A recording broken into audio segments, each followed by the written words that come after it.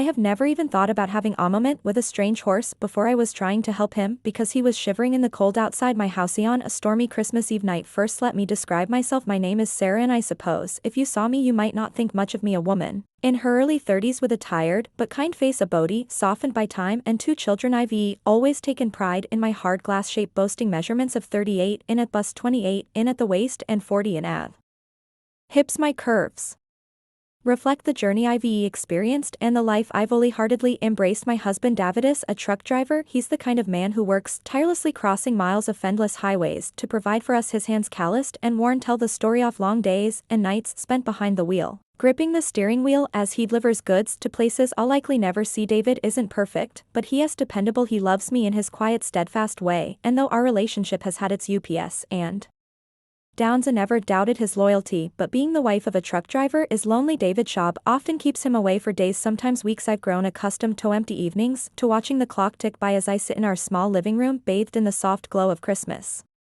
lights. This year, he had to leave again, even on Christmas Eve. It's just one more delivery, he said, kissing on the forehead before he left. I'll be home in time for Christmas dinner. That night the wind howled outside and the snowstorm raged with a ferocity I hadn't seen in years. The old windows rattled in their frames, and the cold crept into the house. Despite the roaring fire I'd built, I curled up with a blanket, staring out at the swirling white chaos beyond. On the glass I felt the ache of solitude settle deep in my chest, and then I saw it, a dark figure moving through the snow. At first it thought my eyes were playing tricks on me, but as I squinted the shape grew clearer. A horse, its body trembling in the bitter cold, its mane and tail whipping in the wind. My heart clenched. It was alone, struggling just like me. I couldn't leave it out there.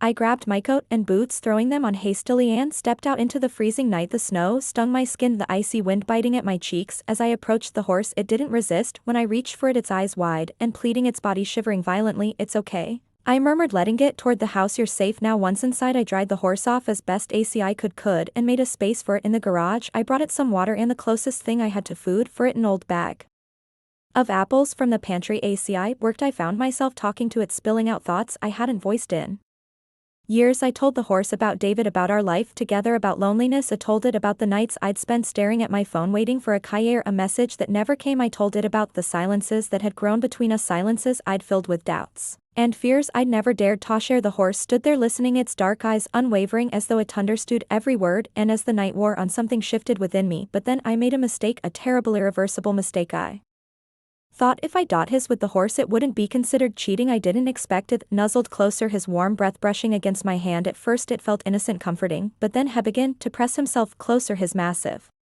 paws reaching up to rest gently against my chest, as if he were trying to hug me. Hey, what are you doing? I whispered, laughing nervously, trying to brush off the oddness of the moment. Both persisted, his large wet nose brushing against my cheek. He licked me, his tongue tracing the curve of my jaw. My heart raced, and I don't know why it was feeling good, but I tried to move back. But he was so big, so insistent. His affection turned intense, and when he began to lick my bare feet, I froze. It felt strange, uncomfortable, but there was something in his eyes that stopped me from reacting right away. It was as if he could sense my loneliness, my longing for connection. Now assume I am alone in my house with a strange horse, and when it bent to pick apples to feed him, then it hit me with a sloppy wet tongue right again. I was startled at the touch and jumped up with a shock, shouting, oh my God, what? Turning around, there was a strange horse standing there with his tail slapping the loneliness in the house. You know how they are, with a silly look on his face, and his head tipped to one side, as if to say, I like that. Can I have some more, please? I turned to him and sternly said, you can keep your nose out of there, you pervert. Then he came over to me and started hitting me from the back. It was too painful, but only I know how much I enjoyed it. After 15 minutes of pure, he filled me with his gum, leaving me overthinking. In my desperation for connection, for warmth, I let my boundaries dissolve. I let the night's strange magic clouded my judgment, and in that moment I betrayed the